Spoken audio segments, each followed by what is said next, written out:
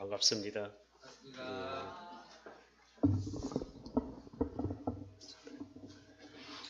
우리 말씀 같이 읽겠습니다. 누가복음 8장 4절에서 15절 말씀입니다. 누가복음 8장 4절에서 15절 같이 읽겠습니다. 각 동네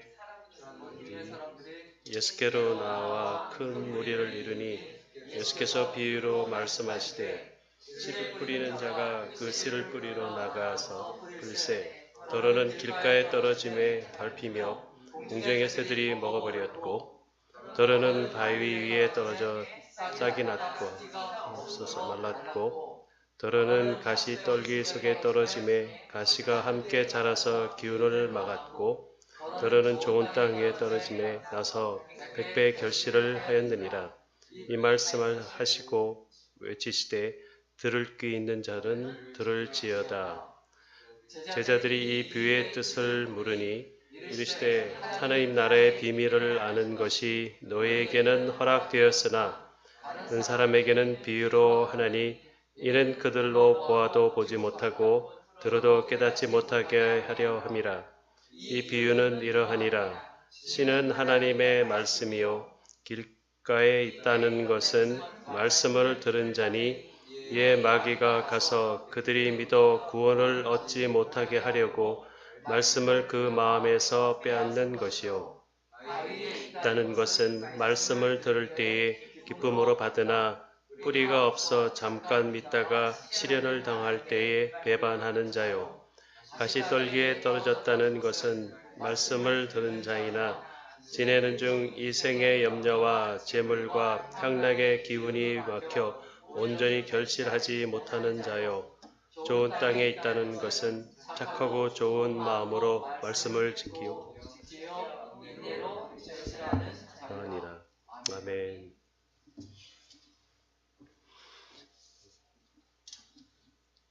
누구에게나 인생의 전환기가 있습니다. 이럴 때는 주로 생각의 틀이 바뀌고 삶의 궤도도 수정되기도 합니다. 뭔가 그전과는 다른 변화와 발전의 시기입니다. 오늘 읽은 누가복음 8장에서 예수님의 사역에서도 서서히 몇 가지 변화가 나타납니다. 우선 예수님의 사역의 초점이 개인에게서 공동체로 바뀌게 됩니다. 8장 이전까지는 주로 개인에게 사역이 집중이 됐다면 이제부터는 제자들과 함께하는 공동체 사역이 중심이 됩니다. 예컨대 누가복음 6장에서 예수님은 수많은 제자 중에서 12사도를 따로 택하시고 또 9장에 와서는 그들을 함께 파송하며 하나님의 나라를 전파하게 하십니다. 다음으로는 그 사역의 내용이 기적 중심에서 말씀 중심으로 바뀌게 됩니다. 그전에는 예수님께서 개인에게 기적을 많이 행하셨는데 서서히 그 숫자는 줄고 대신 여러 사람에게 말씀을 전해 주십니다. 특히 비유로 말씀하시는데 오늘 8장에서도 큰 무리 앞에서 비유로 말씀하셨죠. 우리 4절에서. 그리고 이어서 제자들에게 따로 그 비유를 풀어 설명해 주십니다. 셋째로는 사역의 주체가 예수님에게서 제자들에게 조금씩 넘어갑니다. 물론 예수님 혼자 다 하실 수 있고 그것이 더 효율적이겠지만 그러나 예수님께서는 제자들을 세우시며 그들로 하여금 자연스럽게 동참하게 하십니다. 이제부터는 제자들이 능력과 기적의 현장에서 직접 중심에 서게 되고 나아가 자기 의견을 내며 나름 역할을 하게 됩니다. 예컨대 오늘 비유의 말씀 이후에 나오는 8장 22절에 보면 예수님은 제자들과 함께 갈릴리 호수를 건너시는 중에 만난 바람을 잠잠케 하십니다. 죽을 뻔한 위태한 상황에서 제자들이 기적의 당사자가 된 것입니다. 그리고 이어지는 45절에서는 12년 동안 혈류병을 앓던 여인이 예수님의 뒤에서 아무도 모르게 그 옷자락을 살짝 만지고 병이 낫게 되는 사건이 나옵니다. 그때 예수님은 자기 옷을 만진 그 사람을 주위에서 두리번 찾으셨는데 옆에 있던 베드로는 무리가 밀려와서 밀고 있습니다. 라고 예수님에게 답답하다는 듯이 예수님에게 그런 상황 설명을 해드리려고 하는 것을 봅니다. 그리고 51절에는 회당장 야이로의 죽은 딸을 살리러 가실 때에 예수님은 베드로와 야고보와 요한을 함께 데리고 사역의 현장으로 가십니다. 이렇게 여러 면에서 예수님의 사역이 전환되는 정점에서 오늘 읽은 누가복음 8장 4절에서 15절 말씀이 등장하게 됩니다. 보통 씨 뿌리는 자의 비유라고 알려져 있지만 사실은 씨 뿌려진 네 종류의 밭에 대한 비유입니다. 우리가 익히 알고 있는 비유이지만 10절에 있는 말씀처럼 하나님께서 어떻게 이런 밭들을 통해서 오늘날 하나님의 나라를 이루 가시는가에 대해서 함께 나누고자 합니다. 우선 4절에서 8절을 보면 씨 뿌리는 자가 길가, 그리고 돌밭, 가시떨기, 그리고 좋은 땅에 씨를 뿌리는 모습이 나옵니다. 씨는 11절에 예수님께서 말씀하신 대로 하나님의 말씀을 의미합니다. 또 베드로전서 1장 23절에 보면 너희가 거듭난 것은 썩어질 씨로 된 것이 아니요 썩지 아니할 씨로 된 것이니 살아있고 항상 있는 하나님의 말씀으로 되었느니라 고 기록하고 있습니다. 씨는 하나님의 말씀이라고 하는 것이죠. 우선 하나님의 말씀을 씨라고 표현한 것에는 몇 가지 의미가 있는데 그것을 생각해 보고자 합니다. 우선 씨에는 생명이 있습니다. 식물, 동물, 그리고 사람의 씨에도 생명이 담겨 있듯이 하나님의 말씀에는 영적인 생명이 담겨져 있습니다.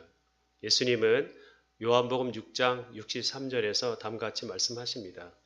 살리는 것은 영이니 육은 무익하니라. 내가 너희에게 이른 말은 영이요 생명이다고 하십니다. 말이 영이고 생명이다 라고 말씀하시는 것이죠. 내가 너희에게 이른 말이 영이요 생명이라.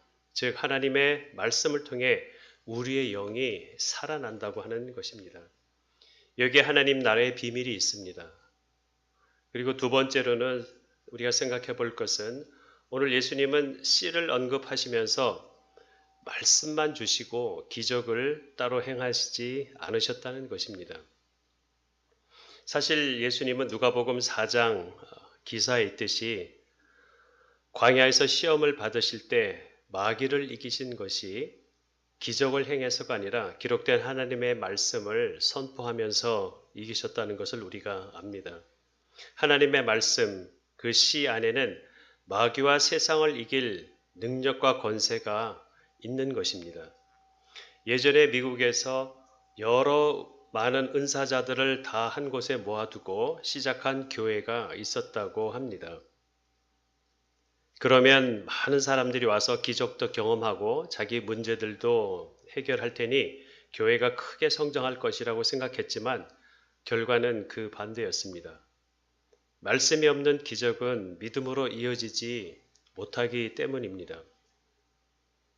마지막으로 C, 즉 하나님 말씀 안에는 하나님의 축복이 담겨져 있습니다. 구약 말씀을 받은 이스라엘 민족에게 하나님은 너희는 세상을 향한 복이다 라고 말씀하셨습니다. 즉 하나님의 말씀 안에는 하나님의 그 축복이 담겨져 있다고 하는 것이죠. 근데 오늘날 관점에서 보면 하나님의 말씀을 맡은 이스라엘보다는 땅에서 석유가 펑펑 솟아나는 주의 나라들이 더 복되다고 할 수 있을 것입니다. 그러나 하나님께서 이스라엘을 복의 근원으로 삼으신 이유는 다름 아닌 하나님 말씀 안에 담겨져 있는 하나님의 복이 있기 때문인 것이죠. 다시 말씀드리면 하나님이 주시는 복은 반드시 하나님의 말씀에서부터 시작된다는 것입니다. 이렇게 C, 즉 하나님의 말씀이 담고 있는 생명, 권세, 축복 때문에 오늘 12절 말씀에서 씨를 뿌리는 목적을 믿음으로 구원에 이르게 하려는 것이다. 믿음으로 구원에 이르게 하려는 것이다. 라고 예수님이 말씀하십니다. 자, 그러면 이제 예수님이 비유하신 씨 뿌려진 4가지 밭에 대해서 살펴보고자 합니다. 특히 식물의 씨가 열매를 맺는 과정을 통해서 어떻게 하나님의 말씀이 우리 인생과 교회 가운데에서 열매를 맺고 어떻게 복이 되며 또 어떻게 하나님 나라가 이루어지는지에 대해서 함께 나누고자 합니다. 먼저 5절과 12절에 보면 씨가 길가에 뿌려진 상황을 언급합니다. 씨를 뿌리는 자가 5절에 보면 씨를 뿌리는 자가 그 씨를 뿌리러 나가서 뿌릴새 더러는 길가에 떨어짐에 밟히며 공중의 새들이 먹어버렸고 12절에는 길가에 있다는 것은 말씀을 들은 자니 이에 마귀가 가서 그들이 믿어 구원을 얻지 못하게 하려고 말씀을 그 마음에서 빼앗은 것이요. 말씀이 사람의 마음에 뿌려졌지만 믿음을 갖지 못하게 하는 구원의 방해자가 있다고 하십니다.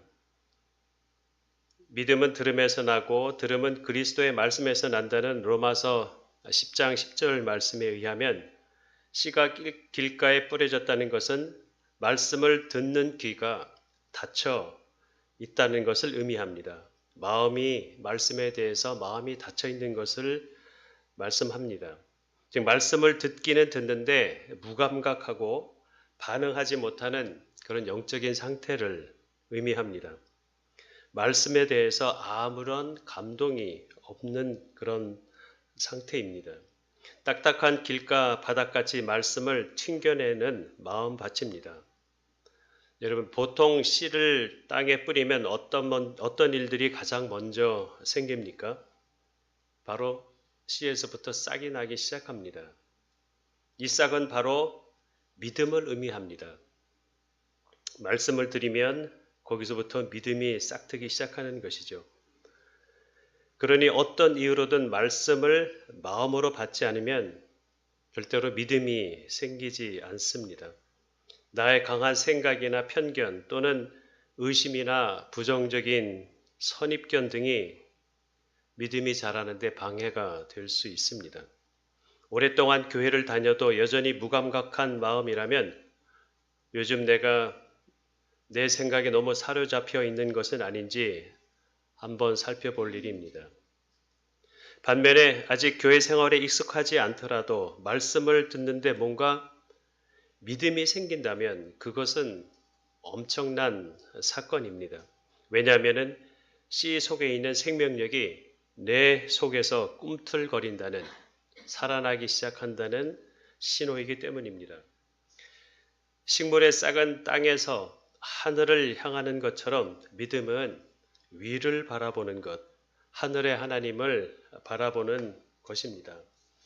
옆에 있는 땅만 쳐다보지 않고 이제는 위를 바라봐야겠다는 마음이 혹시 드십니까? 정말 믿음을 갖기를 소망하십니까? 다른 비법이 없습니다. 말씀을 듣고 읽고 배우기 시작함으로써만 가능합니다. 되도록 혼자보다는 같이 모여서 말씀으로 세워지는 그런 공동체가 되리라 생각합니다. 다음에는 씨앗이 바위 위에 떨어진 상황을 설명합니다. 6절과 13절입니다. 더러는 바위 위에 떨어짐에 싹이 났다가 습기가 없으므로 말랐고 바위 위에 있다는 것은 말씀을 들을 때에 기쁨으로 받으나 뿌리가 없어 잠깐 믿다가 시련을 당할 때에 배반하는 자요. 다른 복음서에서는 바위를 흙이 얕은 돌밭으로도 표현합니다. 물론 돌이 가득한 땅이라도 씨가 뿌려지는 경우 싹은 나게 됩니다. 그러나 그 싹이 오래 가지는 못합니다. 왜 그럴까요? 바로 뿌리가 없기 때문입니다. 씨가 뿌리를 내리지 못하니 싹이 더 이상 자라지 못하고 자라는 데 한계가 있게 됩니다. 더구나 뿌리가 깊지 못한 나무는 바람이 불면 쉽게 넘어집니다. 물론 바람이 없는 잔잔한 날씨에는 뿌리가 얕아도 전혀 문제가 없어 보입니다. 그러나 뿌리의 힘은 바람이 불 때 나타나는데 뿌리가 나무를 든든히 받쳐주기 때문입니다. 세계에서 가장 높은 나무는 캘리포니아 레드우드 파크에 있는 110m 높이의 나무인데 이는 뿌리도 그만큼 깊다고 하는 것을 의미합니다. 여기서 뿌리는 바로 기도를 의미합니다. 그러니 돌밭은 길가 밭과는 달리 길가 밭은 말씀을 받을 때 감동이 없는 무감각한 어떤 마음의 상태였다고 하면 돌밭이라고 하는 것은 길가 밭과는 달리 말씀을 들을 때 감동이 있습니다. 믿음의 싹도 생깁니다. 그런데 정작 기도의 뿌리를 내리지 못하니 문제가 생길 때 쉽게 넘어지게 됩니다. 이렇게 기도가 없는 신앙생활은 문제가 없을 때는 괜찮은 것 같지만 시련이나 어려움을 당하게 되면 곧 넘어지고 등을 돌리게 됨을 보게 됩니다. 사실 식물들이 자라는 것은 뿌리를 통해서 물과 영양분을 흡수하기 때문입니다. 아무리 하늘에서 많은 비가 내린다고 해도 식물은 잎이나 가지를 통해서 물을 흡수하지는 않습니다. 반드시 뿌리를 통해서 흡수되는 영양분이 나무를 자라게 하죠. 모든 나무는 뿌리가 없으면 열매 맺기는커녕 곧 말라 시들어지게 됩니다. 뿌리와 함께 나무가 자라는 것입니다. 우리 신앙생활도 기도를 통해서 하나님의 사랑과 영적인 에너지를 흡수하고 공급받게 됩니다. 그러면서 믿음의 싹도 더욱 자라게 되고 뿌리도 더욱 깊어지게 됩니다. 그러니 기도가 없는 믿음은 오래가지 못하고 곧 시들하게 됩니다. 말씀을 통해서 감동과 믿음이 생길 때 우리는 기도를 통해서 더욱 영적인 성장이 이루어지게 됩니다. 마태복음 21장 18절에서 22절에 보면 잎이 무성하지만 열매 맺지 못하는 무화과 나무를 예수님께서 저주하셔서 곧 시들어 버리는 그런 사건이 있습니다.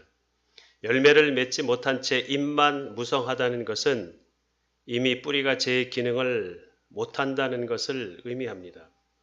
흥미롭게도 예수님은 이 무화과 나무 비유를 설명하시면서 기도에 대한 내용으로 마무리하십니다. 22절 말씀입니다. 너희가 기도할 때에 무엇이든지 믿고 구하는 것은 다 받으리라 하시니라. 믿음의 기도가 뿌리 내릴 때에 열매를 맺게 된다고 설명하십니다. 기도의 뿌리가 있는 나무와 없는 나무는 인생의 풍랑이 불 때 구별되는 것입니다. 고요한 물에서는 죽은 물고기와 산 물고기가 구별되지 않지만 물이 흐를 때는 산 것과 죽은 것이 구별이 되죠. 죽은 고기는 물과 함께 떠내려가지만 살아있는 고기는 물의 흐름을 거슬러 올라가게 움직이게 되는 것이죠. 혹시라도 하나님께서 기도하라는 감동과 믿음을 주셨는데 그냥 지나친 일이 있습니까? 믿음의 싹이 혹시 시들해지고 있습니까? 만일 그렇다면 지금이라도 다시 기도의 뿌리를 내리시기 바랍니다. 안 그러면 기쁨도 잠시 예기치 못한 시련이 닥칠 때 곧 넘어지게 됩니다. 이어서 세 번째 7절과 14절에는 가시 떨기에 떨어진 씨에 대하여 말씀을 하십니다. 더러는 가시 떨기 속에 떨어짐에 가시가 함께 자라서 기운을 막았고 7절이죠. 가시떨기에 떨어졌다는 것은 말씀을 들은 자이나 지내는 중 이생의 염려와 재물과 향락에 기운이 막혀 온전히 결실하지 못하는 자요. 14절입니다. 근데 여기서 한 가지 기억해야 할 것은 가시떨기에 있다는 것 자체가 이미 어느 정도 믿음의 싹이 났고 기도의 뿌리도 내렸다고 하는 것을 의미합니다. 길가와 돌밭의 과정을 이미 지난 것입니다. 더구나 가시떨기는 어느 날 갑자기 생겨난 것이 아니라 원래부터 그 주위에 있었습니다. 단지 나무가 어느 정도 자라게 되니까 그때서야 가시떨기의 존재가 피부에 와닿고 영향을 받게 됩니다. 그리고 그 가시는 나무가 열매 맺는 데까지 자라지 못하게 그 기운을 막습니다. 그러니 가시의 존재 때문에 괴롭다는 것은 한편으로는 그만큼 신앙이 자라고 있다는 의미이기도 합니다. 따라서 이런 상황에서는 다시 돌밭이나 길가 상태로 돌아갈 것이 아니라 또는 현 상황에 만족하거나 성장을 포기하며 타협할 일이 아니라 또는 가시떨기가 없어지길 기대하기보다는 그 가시덤불을 뚫고 나가야 합니다. 가시떨기라는 이생의 염려와 재물과 향락으로 인해서 기운이 막혀 있으면 안 됩니다. 뚫고 나가야 합니다. 이러한 신앙생활은 말씀으로 믿음의 싹도 자랍니다. 기도의 뿌리도 잘 내리고 있지만 문제는 나와 관련된 기도만 하는 것을 의미합니다. 내 삶에 관한 문제, 나와 연결된 내용을 기도하기에도 벅차고 시간이 없다고 생각하니 정작 염려와 걱정이 끊일 날이 없습니다. 계속 쳇바퀴 도는 인생같이 느껴집니다. 문제가 해결되면 또 생기고 이런 과정을 말하는 것이죠. 어쩌면 우리는 잘 알면서도 가장 어려운 부분이 바로 이것인지 모르겠습니다. 물론 저도 예외는 아닙니다. 그런데 이런 말씀에 대해 제자들도 머리로는 이해가 되지만 아마 실감이 나지 않았던 것 같습니다. 그래서 주님은 한 가지 실전 경험을 주십니다. 바로 8장 22절 이어지는 23절에 보면 이렇게 말씀을 기록하죠. 하루는 제자들과 함께 배에 오르사, 같이 한번 읽을까요? 하루는 제자들과 함께 배에 오르사 그들에게 이르시되 호수 저편으로 건너가사 심에 옛 떠나 행선할 때에 예수께서 잠이 드셨더니 마치 광풍이 호수로 내리침에 배에 물이 가득하게 되어 밑에 한지라고 기록하고 있습니다. 예수님이 제자들에게 배 타고 갈릴리 호수를 건너가자고 하시면서 함께 배에 오르셨습니다. 그런데 예기치 못한 큰 광풍을 만나 죽음의 고비를 만나게 됩니다. 사실 예수님은 같이 가자고만 하셨지 앞으로 닥칠 위험에 대해서는 전혀 미리 말씀해 주시지 않으셨습니다. 왜 그러셨을까요? 아마 제자들에게 미리 알려주셨다면 다들 배를 안 탔을 것입니다. 온갖 핑계와 논리를 대고 다음 날로 항해를 미루던가 했겠지요. 그냥 자기 상식과 원하는 대로 행했을 것입니다. 주님을 믿는다고 말은 하지만 실제 삶으로는 그렇지 못한 모습이 나타났을 겁니다. 풍랑을 말씀으로 잠잠케 하신 다음에 예수님은 25절에서 제자들에게 물으십니다. 너희 믿음이 어디 있느냐? 너희 믿음이 어디 있느냐? 나를 믿고 동행한다고 하면서 정락 풍랑을 만나니 같은 배에 있는 나를 안 보고 왜 풍랑만 보느냐고 물으시는 것 같습니다. 주님께 우리의 모든 문제와 염려를 다 맡겨버리고 믿음으로 뚫어야 이 가시떨기 환경을 넘어갈 수 있습니다. 피한다고 되는 것이 아닙니다. 또 다른 풍랑을 만나기 때문입니다. 아예 가시떨기를 이기는 영적인 기초체력을 쌓는 게 훨씬 쉬운 일입니다.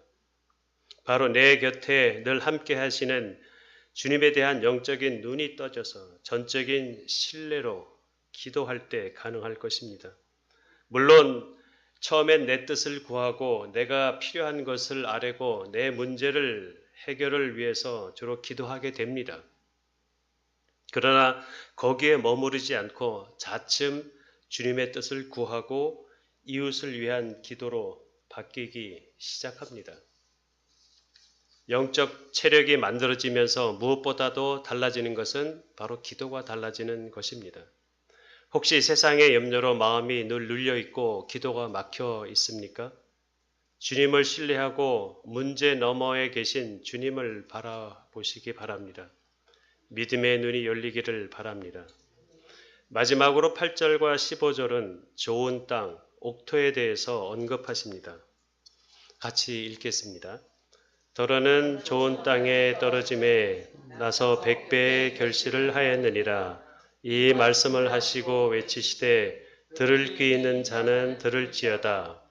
좋은 땅에 있다는 것은 착하고 좋은 마음으로 말씀을 듣고 지키어 인내로 결실하는 자니라. 바로 위에서 말씀드린 대로 좋은 땅이란 말씀을 잘 받고 주의 뜻을 구하며 전적으로 주를 신뢰하는 심령을 의미합니다.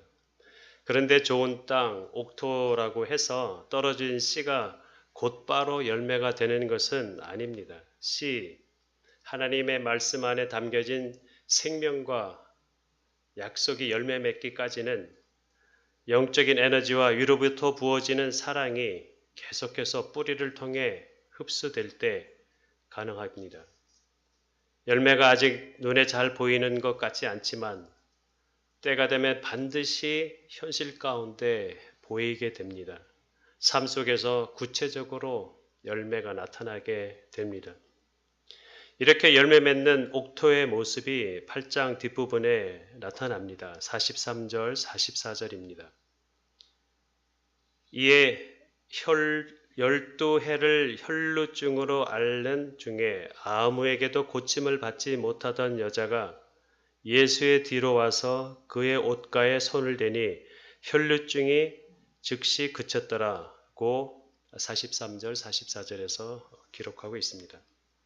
베드로가 파악했듯이 무리가 밀려드는 수많은 사람들이 밀려드는 상황이라 병치레하는 여인이 다가가기는 정말 힘겨웠을 것입니다. 가시덤불과 같은 것이었습니다. 그러나 그 가시떨기를 뚫고 기어이 예수님의 옷자락에 손을 댔습니다. 말씀이신 예수님을 꽉 붙든 것입니다. 그때 혈류병이 즉시 나았을 뿐만 아니라 48절에 보면 예수님께서 말씀하십니다. 이르시되 딸아 내 믿음이 너를 구원하였으니 평안히 가라 하시더라. 내 믿음이 너를 구원하였으니 평안히 가라. 구원에 이른 것입니다. 물론 자신의 병이 나은 것도 주님이 주시는 구원에 포함이 되죠. 결국 온전한 구원을 얻게 된 것입니다. 이 여인의 믿음은 풍랑 속에서 주님을 놓쳤던 제자들도 갖지 못한 그러한 믿음이었습니다. 마태복음 9장 21절에는 이 혈루병 여인의 기사를 어떻게 표현하냐면 이는 제 마음에 그 여인의 마음에 그 겉옷만 만져도 구원을 받겠다 함이라. 그리고 마가복음 5장 27절에는 예수의 소문을 듣고 무리 가운데 끼어 뒤로 와서 그의 옷에 손을 대니 이 여인은 소문만 듣고 나와왔습니다. 그러나 믿져야 본전이라는 생각이 아니라 분명한 확신이 있었고 그만큼 간절한 마음이었었던 것이죠. 그의 환경적인 제약은 여전했지만 그럼에도 불구하고 주님 한 분만 바라보고 신뢰하고 의지하니 돌파가 일어납니다. 인생의 구원의 돌파구가 열린 것입니다. 사실 겉으로 보면 여인이 찾아온 것 같지만 실제로는 주님이 그 여인의 길목에 서서 만나 주시려고 서 계신 거였습니다. 너는 내 옷자락에 손을 대도 좋다. 너는 내 옷자락에 손을 대도 좋다라고 그 여인 앞에 서 계셨던 것이죠. 그리고 그 여인을 묵묵히 기다리고 계셨던 것입니다.